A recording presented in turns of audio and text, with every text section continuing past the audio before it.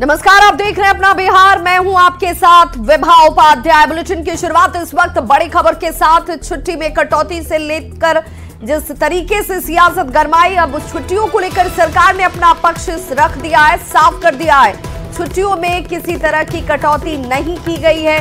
पहले की तरह ही तमाम छुट्टियां जो है वो शिक्षकों को हासिल होंगी और ये सरकार की तरफ से अपने पक्ष को सामने रखा गया है। छुट्टियों में कटौती के इस पूरे मामले को लेकर जिस तरीके से सियासत गरमाई, छुट्टियों को लेकर सरकार ने अब ये साफ कर दिया है कि छुट्टियों में कोई कटौती नहीं की गई है।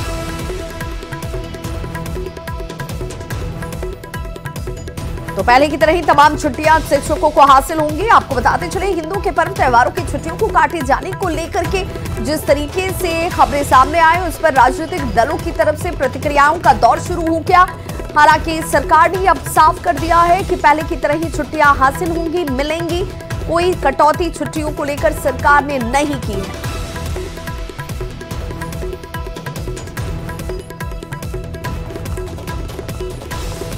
तो शिक्षकों की छुट्टी में कोई कटौती नहीं की गई है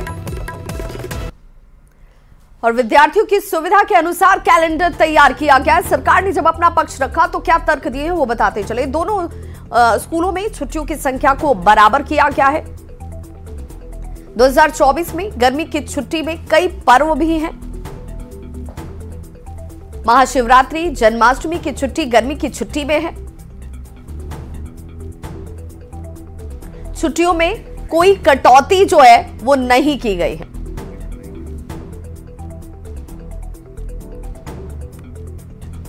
और पहले की तरह ही तमाम छुट्टियां जो शिक्षकों को हासिल हो रही थी वो अब भी हासिल होंगी। किसी तरह की कोई कटौती नहीं की गई है। दोनों ही जगहों की छुट्टियों को, चाहे हिंदू पर्व त्योहारों की छुट्टी हो या फिर दूसरे धर्म से जुड़े हुए पर्व त्योहारों की छुट्टियां हो, दोनों में सामंजस्य स्थापित किया गया है।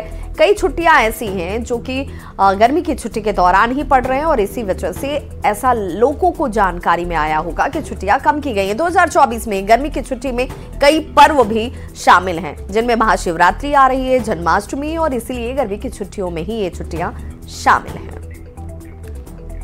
तो जैसे ही इस पर बवाल मचा, गर्मी की छुट्टियों के कटौती के मामले को लेकर जो मंत्री है संजय झा, उनकी तरफ से भी निशाना साधा गया। छुट्टी पर राजनीति की जा रही है। संजय झा की तरफ से ये बड़ा बयान सामने आता है। जो लोग ये अफवाह फैला रहे हैं उन्हें नसीहत भी दी गई।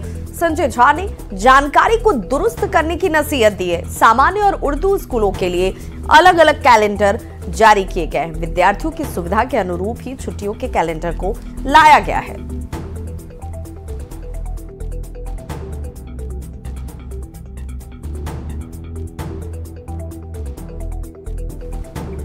तो दोनों स्कूलों में छुट्टियों की जो कुल संख्या है वो बराबर है। 2024 में गर्मी की छुट्टी में कई पर्व जो हैं वो शामिल हैं। महाशिवरात्रि, जन्माष्टमी गर्मी की छुट्टी में है।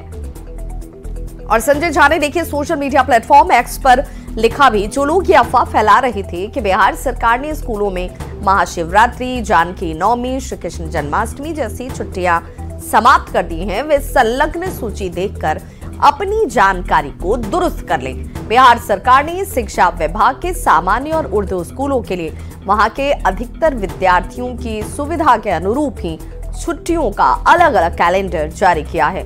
लेकिन दोनों स्कूलों में छुट्टियों की कुल संख्या बराबर है।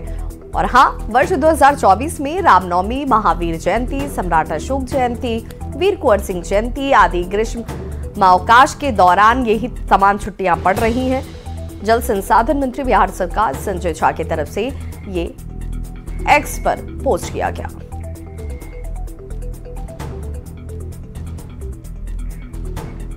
तो हिंदू त्योहारों पर शिक्षकों की छुट्टी रद्द करने के विरोध में बगहा में बीजेपी कार्यकर्ताओं ने विरोध प्रदर्शन किया। बीजेपी राज्यसभा सांसद सतीश चंद्र दूबे के नेतृत्व में बीजेपी कार्यकर्ताओं ने जमकर प्रदर्शन किया और नारेबाजी करते नजर आए।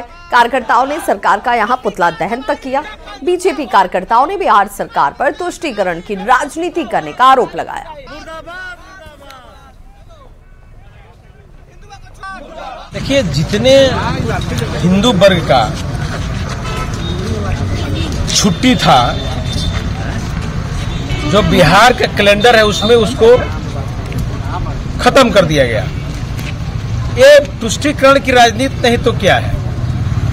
अब बताइए, जिउतिया ऐसा पर्व, तीज जैसा पर्व, ऐसे पर्व को आप नगण्य कर दीजिएगा, राम जन्माष्टमी जैसे पर्व को नगण्य कर दीजिएगा। आखिर क्या है? तुष्टीकरण की राजनीति है, नहीं तो क्या है? वहीं बड़ी खबर छपरा से, जहां ईश्वापुर में लव जिहाद का एक मामला सामने आया है। आपको बताते चले कि अरमान अली नाम के एक युवक पर एक हिंदू नाबालिग लड़की के धर्म परिवर्तन कराने का आरोप लगा है। अरमान पर आरोप ये भी कि पहले उसने लड़की को बहलाया फुसलाया, धर्म परिवर्तन कराया और फिर उसके साथ निकाह कर लिया गया। इतना ही नहीं, अरमान पर लड़की के बच्चे को भी जान से मारने का आरोप है। उसने लड़की का नाम बदलकर आधार कार्ड भी बनवा लिया है और फिलहाल लड़की अपने मां बाप के घर पर रह रही है। इधर ईश्वापुर थाने में प्राथमिकी दर्ज कर छानबीन में पुलिस जुट गई है। आया, मैं बोलता था कि चलो सिलीगुड़ी दादा के पास। मैं बोला कि चलो, आया लेकर आए, ट्रेन में खुशी खुशी से आया, हंसते बोलते आया, खाना खिलाते आया। फिर आया इधर भकुरा बेटी, अब बैठा दिया होटल के पास। अब बोला कि आ रही हूँ, आए गाड़ी पकड़ा, बस अब भाग गया। क्या नाम है उसका? अरमान अली। उसके साथ नहीं रहोगी? अच्छा, अपनी मर्जी से गई थी कि वही लेके मेरे गए थे, मेरे को वही लेकर गए थे। मैं बोला कि मेरे माँ बाप अच्छा शादी अच्छा से करेगा, वो हाथ घींच के गाड़ी में बैठा के लेकर गया था। उसका घर कहाँ है? वो प्यारेपुर में है। और तुम्हारा भी घर प्यारेपुर ही है? आस पास ही है घर? एकदम आस पास। धर्म परिवर्तन भी हुआ है क्या?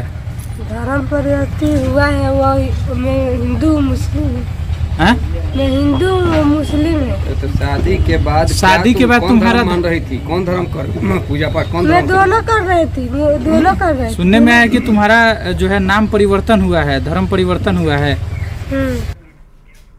खबर रोहतास के विक्रमगंज अनुमंडल क्षेत्र से, जहां पर सूर्यपुरा थाना क्षेत्र से फायरिंग का वीडियो वायरल हो रहा है। इसमें नाच के दौरान कुछ लोग राइफल से फायरिंग करते हुए नजर आ रहे हैं। वीडियो की पुष्टि हालांकि न्यूज 18 नहीं करता, लेकिन ये वीडियो 3 दिन पहले सूर्यपुरा थाना के अगरेर कला का बताया जाता है। कहा जा रहा है कि गोपाल दुबे के यहाँ एकादशी का भोज रखा गया था और जो युवक फायरिंग करते हुए आपको इस वीडियो में नजर आ रहा है, इसका नाम नागेंद्र सिंह बताया गया है। वहीं वीडियो वायरल होने के बाद पुलिस अब इस मामले की जांच में जुट गई है।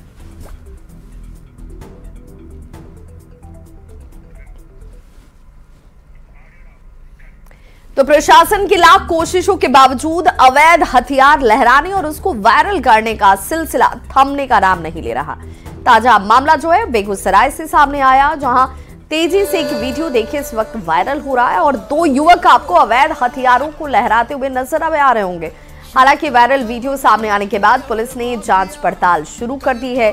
एसपी ने कहा कि वायरल वीडियो छौड़ाही थाना क्षेत्र के सुनबरसा गांव का है। पहले भी इस प्रकार के वीडियो वायरल होने के बाद पुलिस ने त्वरित कार्रवाई करते हुए आरोपियों की गिरफ्तारी की और इस बार भी विशेष टीम का गठन कर अपराधियों की गिरफ्तारी के लिए कार्रवाई शुरू कर दी गई है। जल्द ही इन्हें गिरफ्तार कर लिया जाएगा।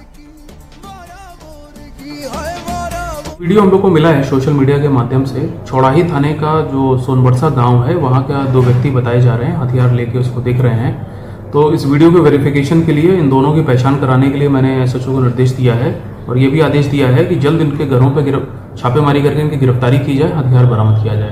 तो हम लोग इस पर काम कर रहे हैं, बहुत जल्दी इन सबकी गिरफ्तारी होगी। पहले भी हम लोग को इस प्रकार के कई वीडियो मिले हैं, तो एक एंटी क्राइम हेल्पलाइन नंबर मैंने जारी किया था, उस पर कई सूचनाएं मिली थी और उसमें कई लोगों पे हमने उनको गिरफ्तार किया, एम्स एक्ट का केस किया है और उनके हथियार भी जब्त किए हैं।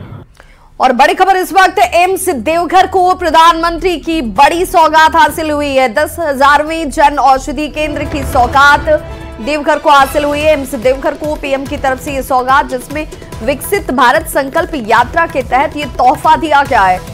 कल लाभुकों से बात करते हुए प्रधानमंत्री नरेंद्र मोदी जो है वो नजर आएंगे। पीएम महिला कृषि ड्रोन योजना लॉन्च की जाएगी। महिला एसएचजी को 15,000 ड्रोन दिए जाएंगे। अगले 3 साल की बात करें तो अगले 3 सालों में ये तमाम व्यवस्थाएं जो है उपलब्ध कराई जाएंगी। जन औषधि केंद्रों की संख्या बढ़ाने की योजना भी इसमें शामिल है।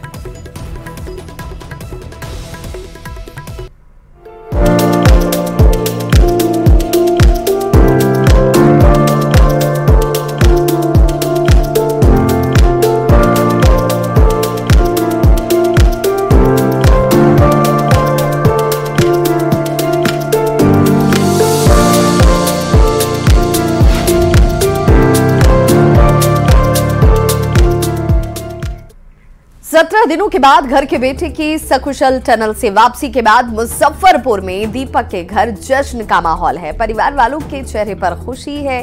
ग्रामीणों की भीड़ दरवाजे पर जुटी हुई है। लोग एक दूसरे को मिठाई खिलाकर अपनी खुशी का इजहार कर रहे हैं। वहीं दीपक के पिता इस कामयाबी के लिए प्रधानमंत्री सहित पूरे रेस्क्यू टीम को धन्यवाद दे रहे हैं।